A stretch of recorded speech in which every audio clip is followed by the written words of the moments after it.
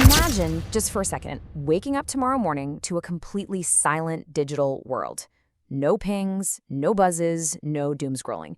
We usually treat a 10-second Wi-Fi drop like an absolute life or death emergency, right? Well, welcome to our latest explainer. Today, we're mapping out exactly what happens when the literal nervous system of our modern society suddenly goes dark for real. And as you'll see in some of the animated breakdowns we've put together for this, the source material paints a vivid, honestly chilling picture. It feels like total sci-fi, but it relies on the very real vulnerabilities of how we live right now. Let's get into it. You start your day like you always do, right? You roll over, reach for your phone on the nightstand, but today, the screen is just eerily quiet. Zero notifications, no emails, no texts, no news alerts pushing through. You check your settings, okay, no Wi-Fi, and your mobile data is totally gone. Naturally, you think, it's just a glitch, so you restart the phone. I mean, we've all been there. But the screen powers back up and still nothing. The digital silence is absolute. So you sit up, you try tapping open your go-to apps, maybe you pull up YouTube to get some background noise going while you make coffee, but boom, you're instantly hit with that little dinosaur and an error. This site can't be reached. You switch over to Instagram, nothing. You try to just Google what on earth is happening, but the search engine itself is offline. The basic fundamental utilities that you and I use to navigate our lives have literally evaporated into thin air.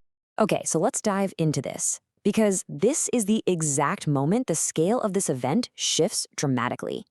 At first, your initial thought is probably just, oh, it's a local outage. Maybe a storm knocked down a line, or your provider is doing some weird morning maintenance. But then you look out the window. You see your neighbors standing out in the street. They aren't commuting to work, they're just standing there, staring down at their phones with the exact same confused look you have. Within minutes, this confusion scales way up from a minor personal inconvenience to a global crisis.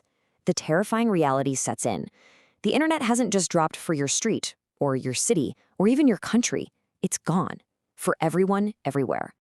Section 1. The first hour. Denial and confusion. So interestingly enough, our source data notes that absolute panic actually doesn't begin right away. Human psychology is kind of fascinating here. Our very first defense mechanism? Denial. When we're faced with something this incomprehensibly massive, most of us just kind of laugh it off. People turn to each other and say things exactly like this. Someone will fix it. It's probably just a server problem. We cling so tightly to this illusion of normalcy. We just assume the massive tech giants are already on it, right? Some engineer is pressing the magic reboot button to bring the grid back online. It's a comforting thought. It acts like a psychological buffer protecting us from the gravity of what's rapidly unfolding right beneath our feet. But behind the scenes, and picture this like an animated global heat map suddenly going ice cold, a frantic, entirely unseen scramble is taking place. Tech companies are desperately investigating, but they are hitting massive, impenetrable walls. Google can't even connect to its own internal servers. Meta completely loses its worldwide communication networks. Essential cloud services, the invisible backbone holding up literally millions of other businesses, they just stop responding entirely.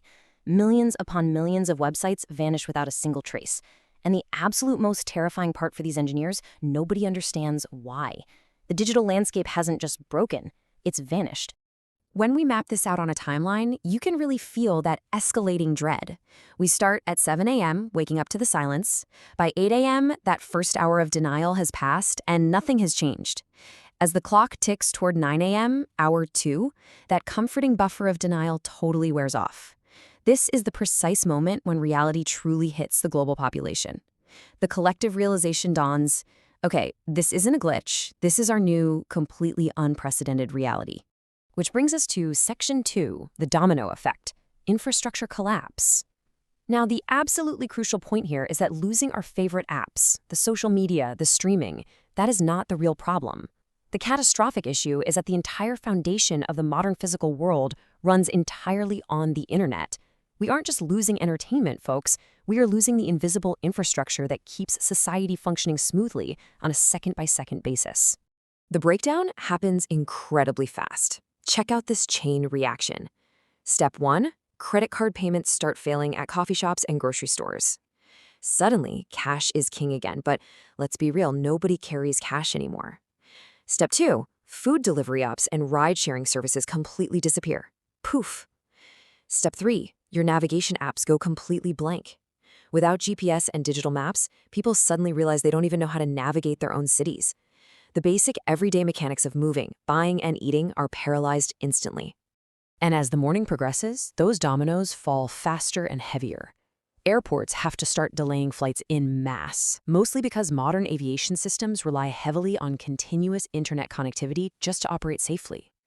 Global businesses completely lose communication with their customers and suppliers, which grinds trade to an absolute screeching halt. But most critically, hospitals. While they're obviously still treating patients, they suddenly find their connected systems are entirely inaccessible. Medical staff are forced into an all-out scramble, switching back to analog paper backup procedures, wherever those even still exist. All of this immense chaos, and remember, we are literally still only in hour 2. Section 3, Panic Takes Over, the Spread of Fear. This brings us to a really profound shift in how society reacts.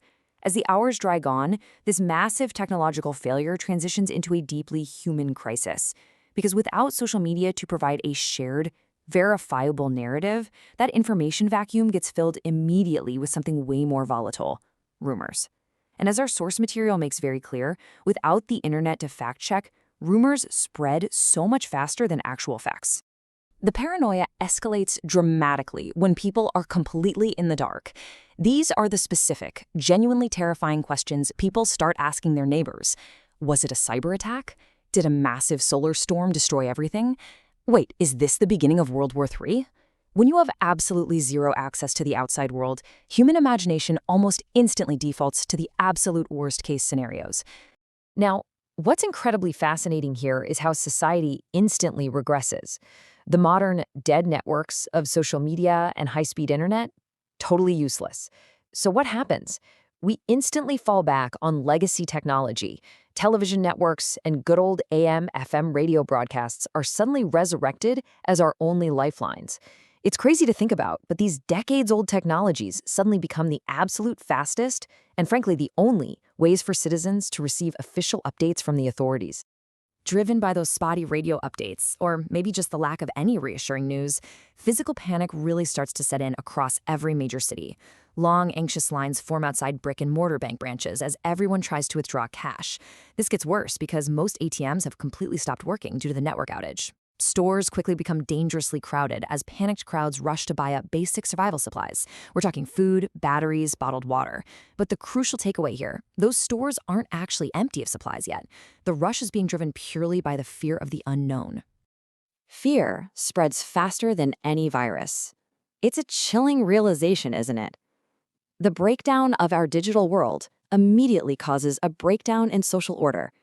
And it's driven not by an actual physical shortage of resources on day one, but by the sheer, contagious terror of being completely disconnected and vulnerable. As the sun sets on a world that has been forcibly disconnected, that timeline we looked at earlier finally reaches 11:59 p.m. The terrifying first day is officially coming to a close, but the real challenges? They have honestly only just begun. It forces every single one of us to ask ourselves a vital question about our own deep reliance on the web. The first day is ending. So, are you ready for day 2?